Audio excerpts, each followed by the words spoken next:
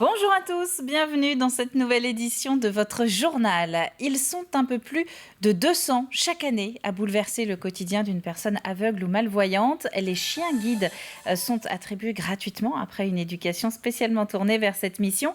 Et c'est le cas notamment de Paddy qui vient tout juste de découvrir son nouveau domicile. Sa nouvelle propriétaire, elle s'appelle Nathalie. Albin Mouton a suivi les premiers pas de ce nouveau binôme.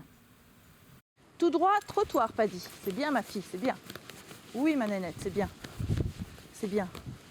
Donc là, vous voyez, elle met ses pattes avant sur le trottoir pour m'expliquer qu'il va y avoir un trottoir à monter. Donc je ressens dans le harnais qu'il faut que je lève le pied pour monter le trottoir. C'est une relation qui débute entre Nathalie Flamcourt et son nouveau chien guide, Paddy.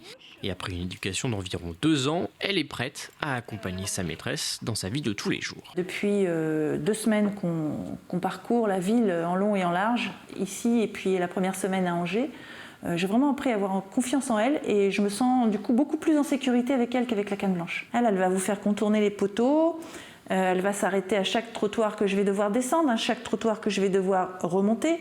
Elle va m'indiquer les passages piétons, la canne blanche ne me les indique pas.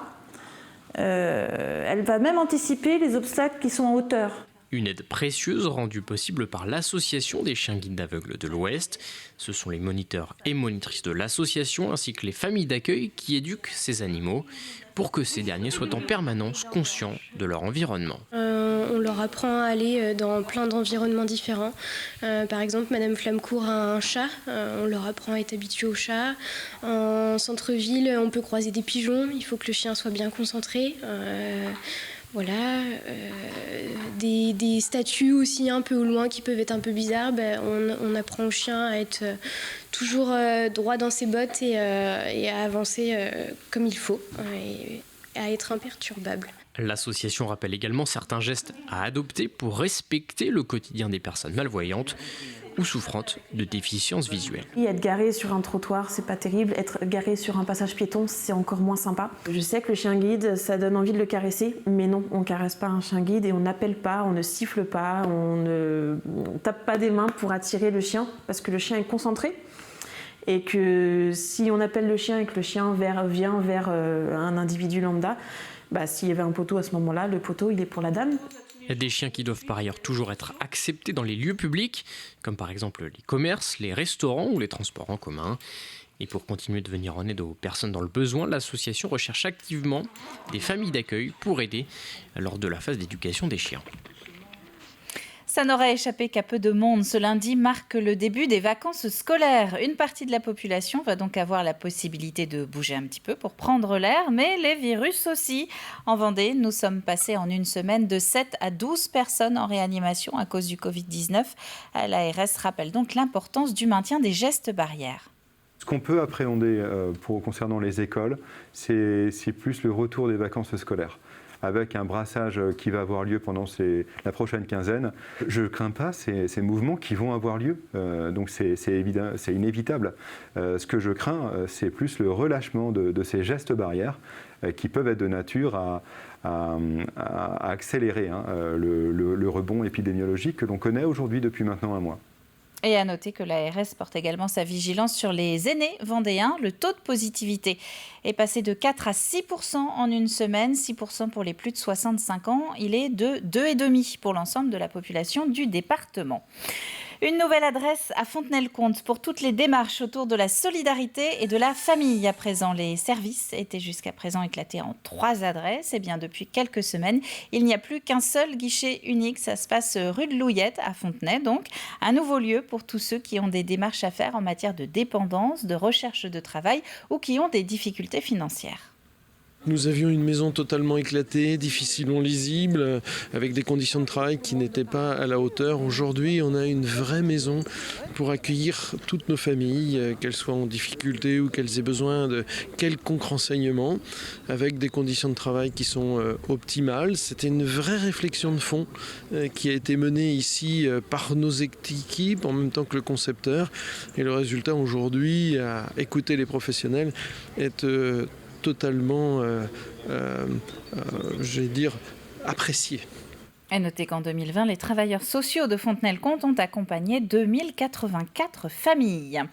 La précédente tenue de ce championnat au Sables-d'Olonne remonte à 1986. Depuis ce week-end, si vous passez du côté de la grande plage de la baie des Sables, de celle de Tanchette ou de Sauveterre, eh bien vous pouvez assister au 57e championnat de France de surf. Plus de 500 compétiteurs qui se disputent 39 titres nationaux pendant 9 jours de compétition. Des images tournées ici samedi, un spectacle en plein air, idéal comme idée de sortie pour les vacances. Ça, c'est la volonté du club, c'est que cette compétition elle ne soit pas entre sportifs, quoi. L'idée, c'est qu'on vienne voir du surf, c'est un spectacle, et puis qu'on puisse passer un bon moment en famille, à manger une crêpe, à regarder un spectacle, aller à un concert, découvrir une exposition, participer à une conférence. Ça, c'est la véritable idée que moi je me fais de l'organisation des championnats de France. C'est-à-dire qu'effectivement, c'est pas élitiste, c'est simplement quelque chose qu'on a envie de partager en famille. Toujours en sport, c'est l'exploit pour le Poiré-sur-Vie. On va parler de rink hockey. Les Genoux se sont imposés face aux Espagnols de Lleida, champions d'Europe en titre, pour le tout premier match de Coupe d'Europe de l'histoire du club. Lleida qui ouvre le score, mais le Poiré revient à égalité, mené d'un seul point à la mi-temps, 2-1. Et les Vendéens finissent par prendre le dessus. Score final 5-3. Et puis toujours en rink hockey, eh bien, La Roche-sur-Yon s'incline à domicile face aux Italiens de Tricino. Tout s'est joué en première mi-temps. Dès le début du match, les Lyonnais ont fait face à des Italiens habiles, rapides, plutôt efficaces. Et malgré une seconde mi-temps plus brouillonne, eh bien, le tableau d'affichage est resté bloqué sur un 5-2 final en faveur des Transalpins. Ils ont été une petite dizaine à tenter l'examen. 7 valeureux curieux ou adeptes de l'orthographe à passer leur certificat samedi à Fontenay-le-Comte. Une épreuve scolaire avec le décor adéquat, puisque c'est le musée L'École autrefois qui organisait et recevait dans ses locaux. Un musée qui a bénéficié de quelques travaux d'ailleurs cet été. Samedi, premier jour des vacances scolaires, tout le monde était ravi de retourner à l'école. C'est un challenge, et puis je ne l'ai jamais passé, puisque je n'ai eu droit qu'au BEPC. Donc c'était l'examen qui suivait le certificat d'études.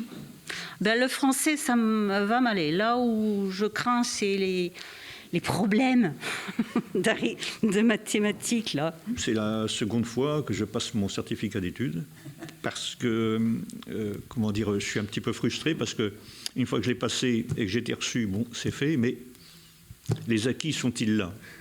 Voilà. Et j'ai eu de la chance la dernière fois. Et c'est ce que nous verrons plus largement dans le journal de ce soir, si les acquis sont toujours là. C'est la fin de ce journal. Merci à vous de l'avoir suivi. On va se retrouver donc à 18h pour le prochain point sur l'actu vendéenne. D'ici là, très bon après-midi à vous tous.